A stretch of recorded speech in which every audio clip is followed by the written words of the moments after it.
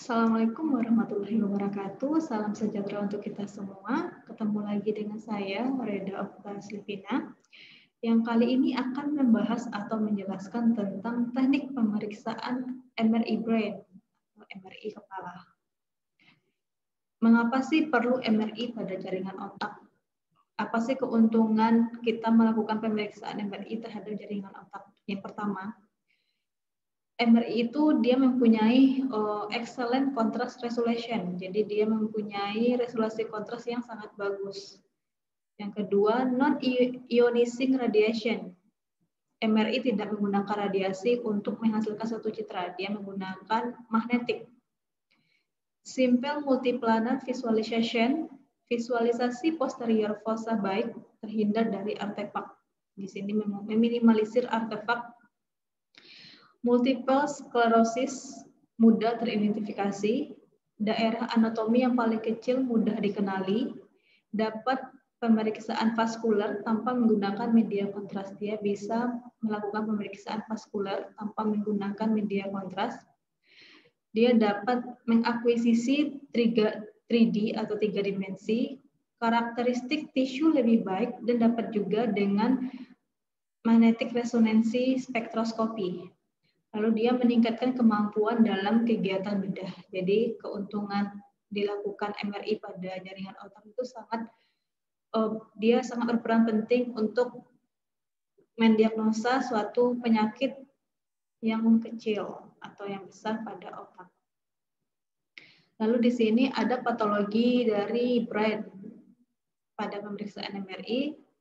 Salah satu di antaranya itu yaitu ada cerebral tumor, ada stroke, ada akustik neuroma atau tumor saraf kranial, ada lesi pituitary, gangguan penglihatan, MS ini multiple sclerosis, demensia atau pikun, hemorrhagic, malformasi vaskular, trauma, infeksi, epilepsi, trauma dan tumor wajah maksila, follow up bedah, screening aneurisma kongenital, AIDS atau toxoplasmosis bisa digunakan menggunakan MRI, gejala gangguan syaraf yang tidak jelas.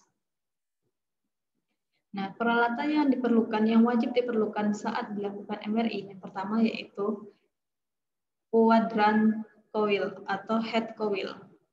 Lalu ada alat imobilisasi supaya pasien mengalami rileks ketika dilakukan pemeriksaan, alat penutup telinga untuk meminimalisir kebisingan karena pada pemeriksaan MRI itu sangat bising karena spin yang ada di magnetik itu dia akan berputar secara cepat.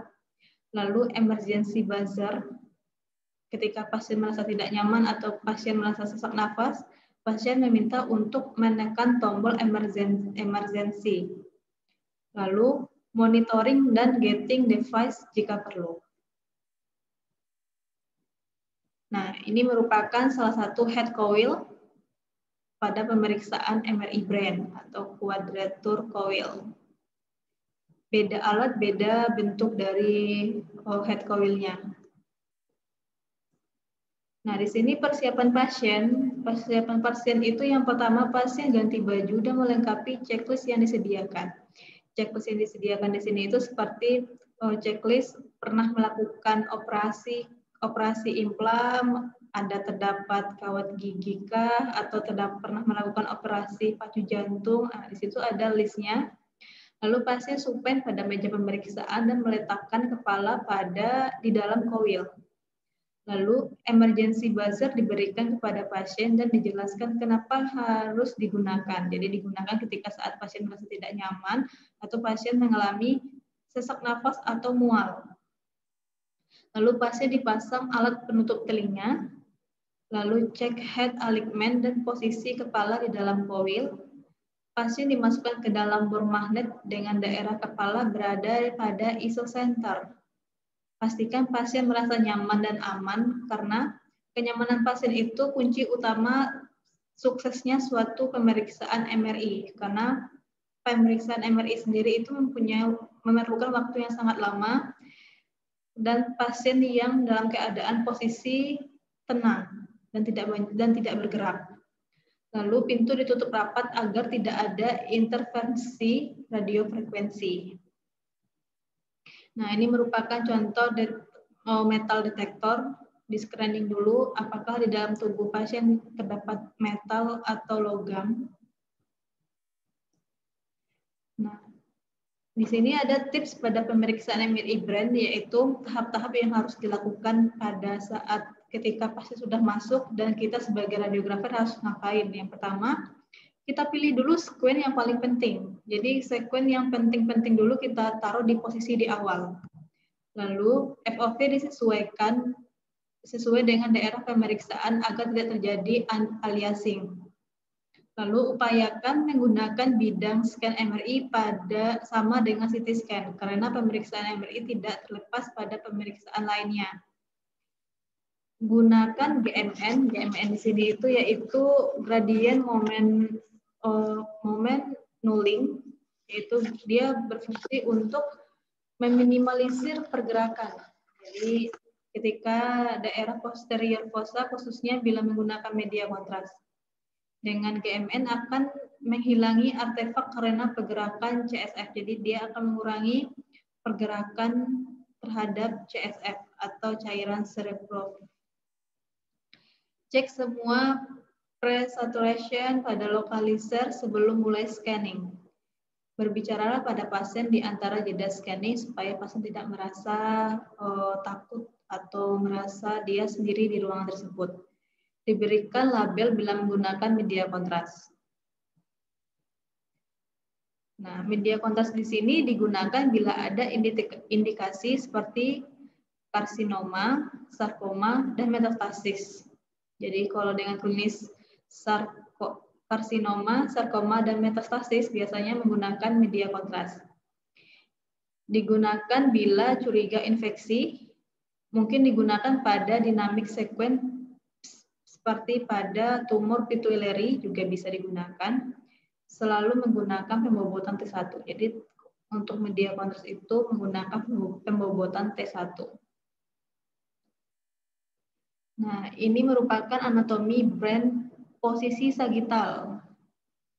Jadi di sini posisi sagitalnya ada hipotalamus, ada talamus, ada corpus callosum, ada pons, ada medulla oblongata, ada frontal, ada parietal, ada occipital.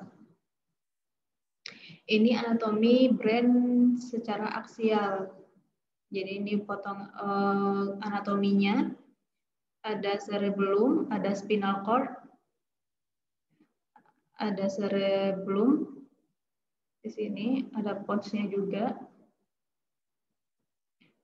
Nah, indikasi MRI brain itu apa aja? Yang pertama dia multiple sclerosis. Lalu primary tumor assessment, metastasis, disease, infarct atau cerebral vascular accident atau CVA, transit ischemic attack, hemorrhagic, hearing loss, visual disturbance, unexplained neurological device. Itu merupakan indikasi dari MRI brain.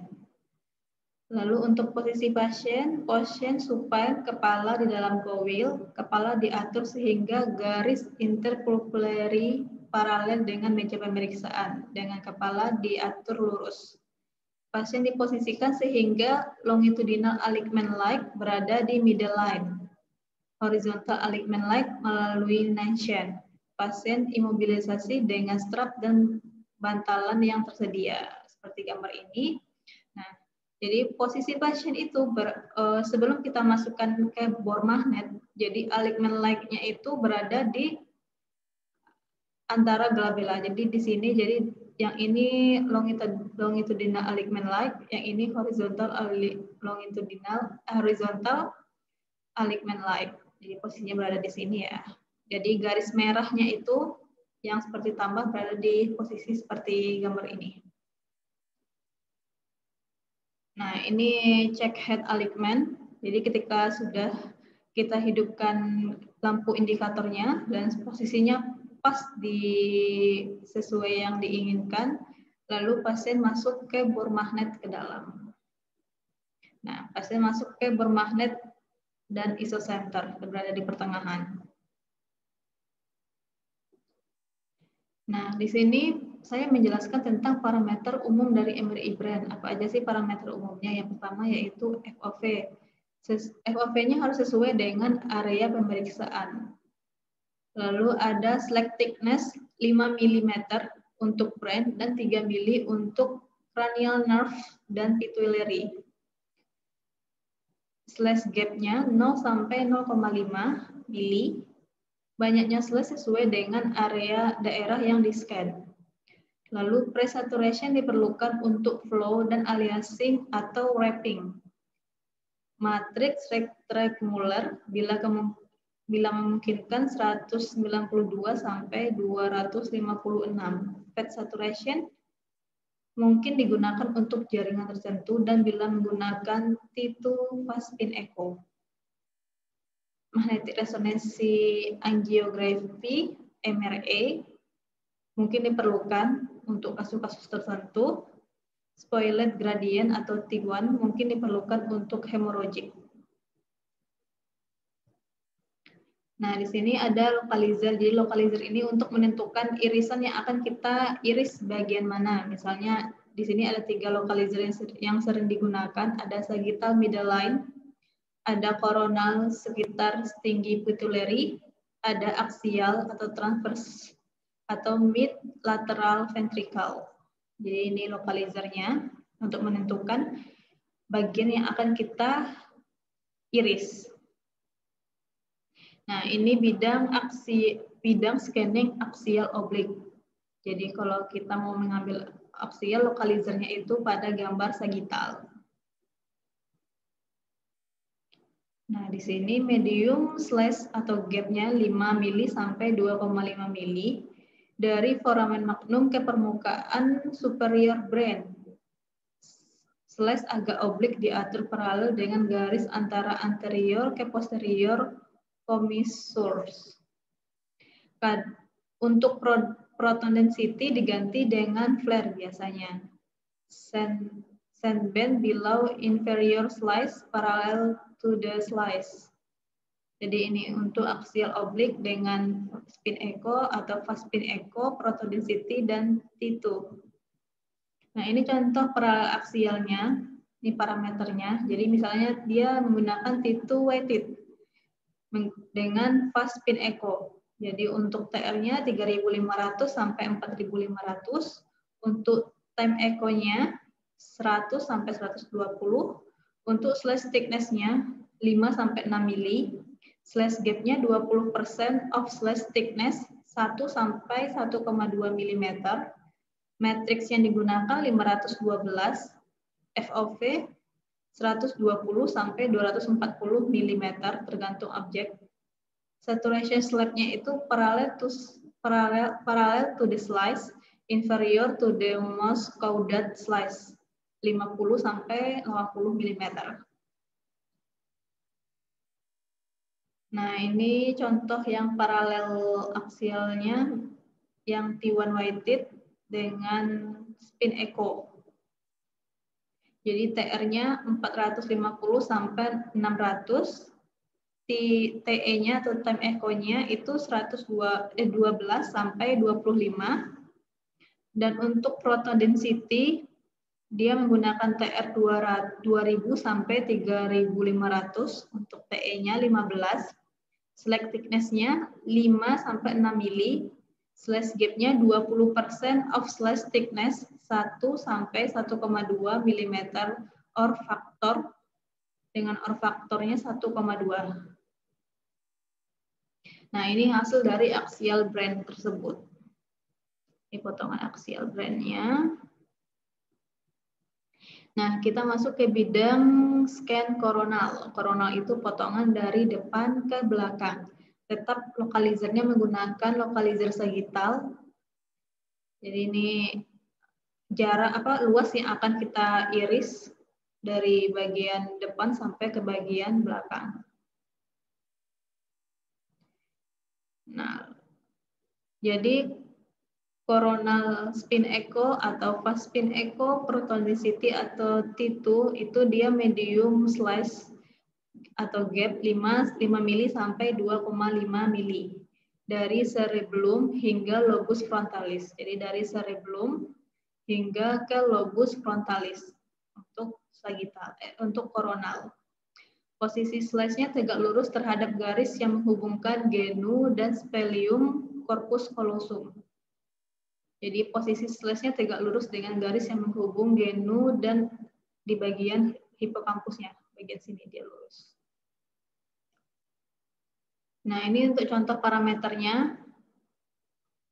Menggunakan flare dengan magnet 1,5 Tesla, TR-nya 9.000, TE-nya 120, time inversion-nya 2.300.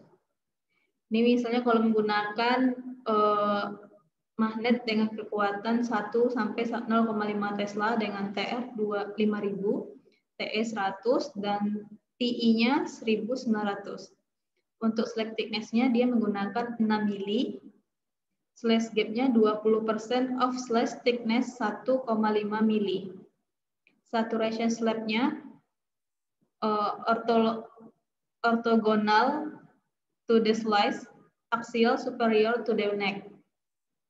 Untuk saturation slab-nya. Nah, ini ketika T2 weighted dengan para contoh parameternya, dengan TR dia menggunakan 3.500 sampai 4.500. TE-nya 100, slack thickness-nya 5 sampai 6 mili. Slash gap-nya 20% of slash thickness 1,1 sampai 1,2 mm.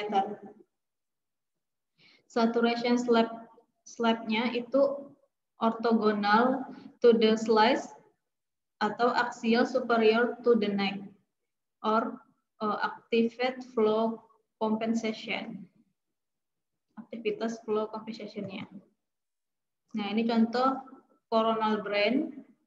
Ini contoh gambar dari coronal proton density fast spin echo yang normal, dan ini coronal T2 fast spin echo yang normal juga. Nah, kita lanjut ke scanning sagittal. Kalau scanning sagittal kita menggunakan lokalizer aksial. Jadi di sagittal kita menggunakan lokalizer aksial.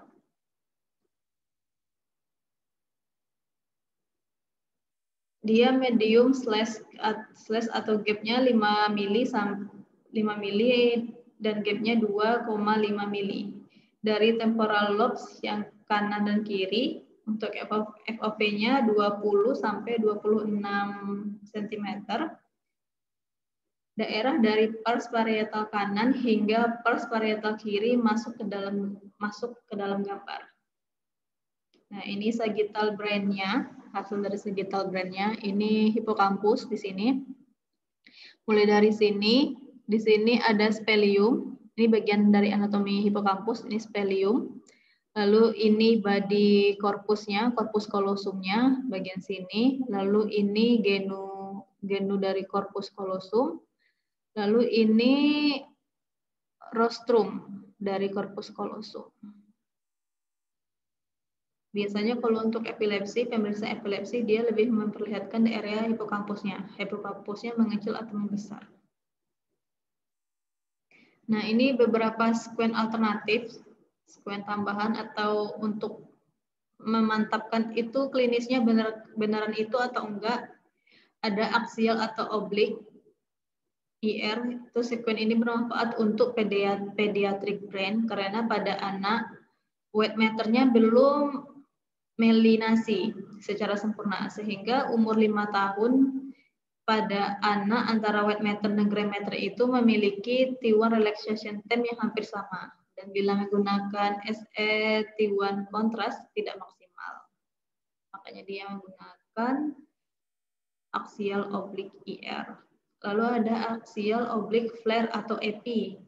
Sekuen ini bertujuan untuk supresi CSF signal. Jadi untuk mensupresi dari cairan CSF. cairan cerebrospinal, bermanfaat untuk melihat kelainan periventrikuler atau cord lesi pada multiple sclerosis plaque.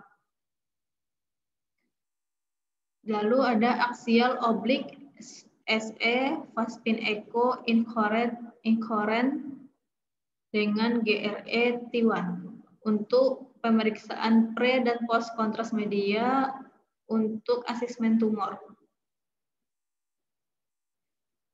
Lalu ada SS Vaspin Echo T2 bermanfaat untuk rapid imaging pada pasien tidak non-kooperatif. Jadi di sini pemeriksaannya lebih cepat.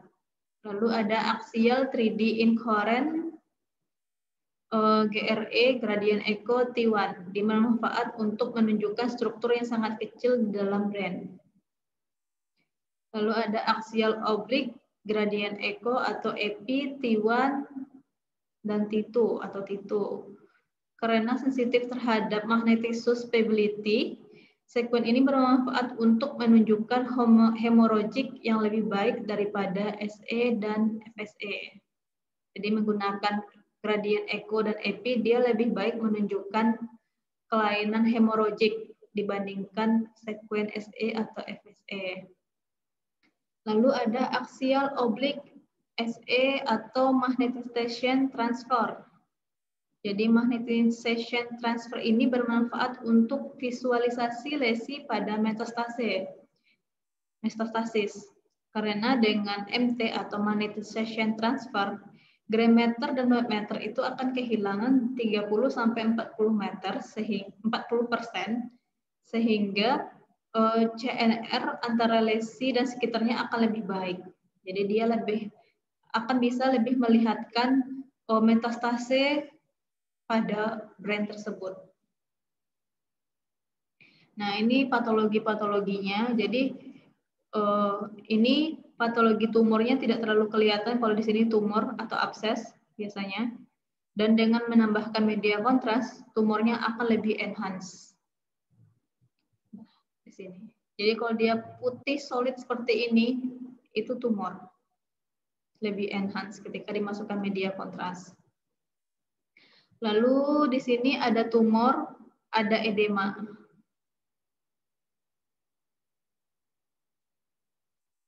Ini ada cerebral metastasis, biasanya tumor yang bermetastasis, yang sudah tumornya grade-nya tinggi dan dia mulai bermetastasis ke beberapa jaringan di tubuh. Biasanya lebih sering di otak, misalnya tumornya di paru-paru, atau tumor tulang, dia lebih sering bermetastasis di bagian otak seperti ini. Lalu ini ada akustik neuroma, bagian sini, bagian penghubung antara telinga dan kepala, dia sejenis tumor jinak untuk syaraf keseimbangan. Jadi dia penghubung antara telinga dan otak. Yang ini. Lalu ini ada mengioma. Mengioma ini ada meningitis, peradangan otak. Putih-putih ini meningitisnya, radang selaput otak. Oke, terima kasih. Demikianlah penjelasan saya tentang MRI brain. Apabila ada sesuatu yang ingin ditanyakan, bisa komentar. Dan jangan lupa subscribe and like video saya. Terima kasih. See you.